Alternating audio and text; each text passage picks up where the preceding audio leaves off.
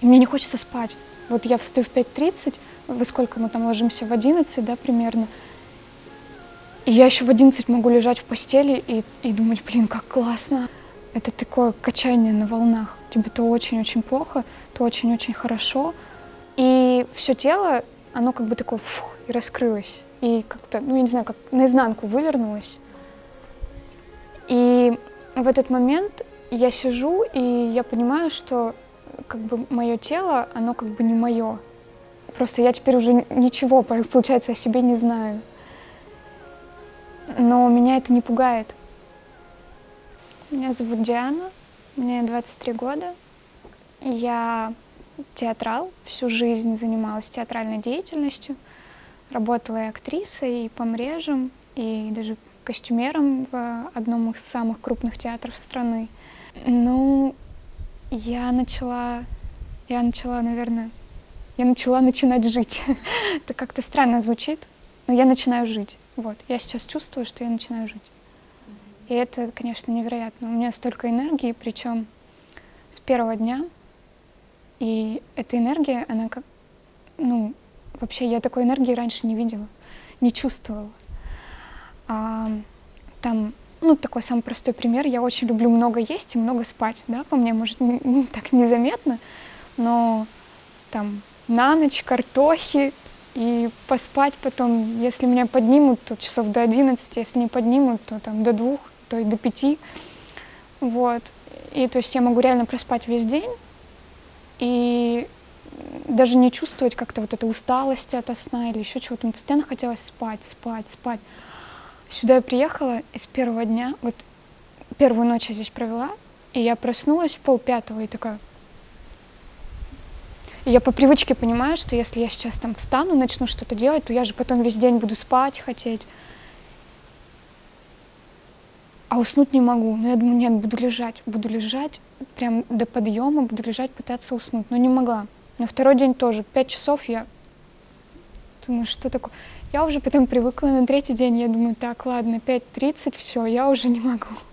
Встала, пошла, и вот так каждый день встаю в 5:30, ем там, была на веганстве, поняла, что очень тяжело, стала на фруктах, и как-то и мне не хочется спать. Вот я встаю в 5:30, во сколько мы там ложимся? В 11, да, примерно. И я еще в 11 могу лежать в постели и думать, блин, как классно. И вот эта энергия, вот эта жизнь, она постоянно как бы. И проходит через тебя очень много, и там какое-то счастье неописуемое, и какие-то минуса очень жесткие. То есть весь ретрит — это такое качание на волнах. Тебе то очень-очень плохо, то очень-очень хорошо. И сначала это было день плохо, день хорошо, а потом все увеличилось. И за день вот настроение может поменяться там от -50 до +100. И я уже как бы к этому привыкла настолько, что сейчас у меня там такое хорошее настроение, я знаю, что через 5 минут у меня может быть все, вселенская боль просто во мне поселится. Или мне сейчас плохо очень, я такая, ну понятно, сейчас подождем, это пройдет. Вот, конечно, ты качаешься, тебя так мотает, туда-сюда мотает. И, наверное, единственное, что помогает, ну, как-то удержаться на вот этих качаниях, это указание, потому что у тебя есть практика, у тебя есть чем заняться, у тебя есть куда направить свое внимание. То есть твое внимание, ну, как у нас обычно в жизни, когда тебе там плохо, то твое внимание вот так вот носится, потому что тебе плохо, там все это проминает, ум постоянно мусолит одно и то же, мусолит. Ну, вот, наверное, туда энергия и уходит. А здесь как бы у тебя есть четкие указания, что нужно делать, и когда ты понимаешь, что тебя качает, там ты на этих волнах, ты за эти указания держишься как за спасательный круг, и такой, так, у меня сейчас проговаривание, и ты постоянно возвращаешься вниманием в элемент. И это, конечно, очень сильно спасает, наверное, только это и спасает, потому что, ну, команда еще, ты видишь, что тут такие же люди, которых также качают, и ты думаешь, что я подведу их, что ли? Там, нет, я не имею на это права. Вот. Ну, конечно, здесь за вот этот короткий период времени, я не знаю, я пережила столько всего. Наверное, за эти 2 недели я прожила столько, сколько там за 15 лет своей жизни не проживала. У меня была очень такая жесткая чистка, когда я сейчас опять начинаю волноваться, когда у меня стали вылазить мои страхи внутренние. Причем я ехала на ретрит, мне казалось, ну что я там могу бояться? Ну что такого вообще в жизни может? Я человек свободный, ничего меня не держит, ничего меня не напрягает. Что вообще может меня как бы выбить из строя? Ну нет, оказывается, есть что. И страхи очень жесткие, оказывается. Они стали вылазить и с такой интенсивностью, что просто нельзя было их игнорировать. То есть если бы там я проживала то же самое в жизни, я бы просто куда-то внимание свое перевела, и я бы забила, я бы закрыла на это глаза, уши бы закрыла, и нет, этого ничего не было. Я бы просто сделала вид, что со мной это не происходит. Внешне ничего не происходило, а внутренне я проживала события, которых даже и не было-то, в принципе, в моей жизни. Но если бы они в жизни в моей произошли, я бы от них закрылась, отстранилась, и я бы не стала их проживать, пропускать через себя. Я бы просто сделала вид, что со мной это не происходит. Это такое убегание. И у меня как бы это убегание, оно всю жизнь происходило. А тут не получается убегать. Тут ты вроде даже как бы и пытаешься убежать, потому что, неприятно, никто не любит испытывать боль. И ты пытаешься отстраниться от этого, но не получается. Оно все равно тебя докопает, оно все равно из тебя выйдет. И вот оно очень интенсивно выходило, там, со слезами, с криками, с болью вообще просто невероятной. Вот. Я не знаю, на самом деле, вышло или нет до сих пор. Случился какой-то очень странный опыт. Я не знаю, как его объяснить. Да, наверное, и не надо. В общем, я делала программу, у нас был элемент, и я сижу, и в очередной раз, когда я вернулась к элементу, мысленно, вниманием, вернулась в тело, у меня произошел какой-то такой внутри. Причем это было, как-то очень быстро. Это прям доля секунды. И все тело, оно как бы такое и раскрылось. И как-то, я не знаю, как наизнанку вывернулось. И в этот момент я сижу, и я понимаю, что как бы мое тело, оно как бы не мое. И у меня перестала болеть спина, у меня там нога, которая затекла, я думаю, да бог с ней уже, с этой ногой, мне уже как-то все равно. И я сижу и думаю, что-то такое странное происходит, что-то интересное, так как-то. И я ощущаю себя внутри тела. То есть как будто бы вот есть я, а есть тело, моя оболочка. Как как костюм, такой слитный полностью костюм. И я как бы могу этим телом управлять, но как бы мне как бы и не надо. Я даже попыталась как-то, думаю, я могу там покачаться в этом теле. Как-то не очень получилось этим управлять состоянием. Но потом началось внимание за дыханием. И я сижу, я понимаю, что мне сейчас надо, вдохнуть. А я думаю, зачем? А мне как бы и не надо. И я не дышу, думаю, интересно, сколько я так могу не дышать.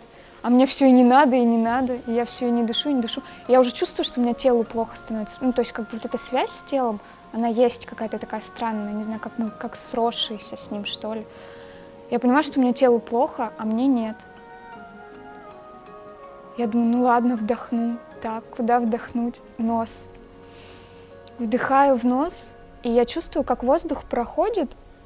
Он проходит, заходит в легкие, но он меня даже не касается.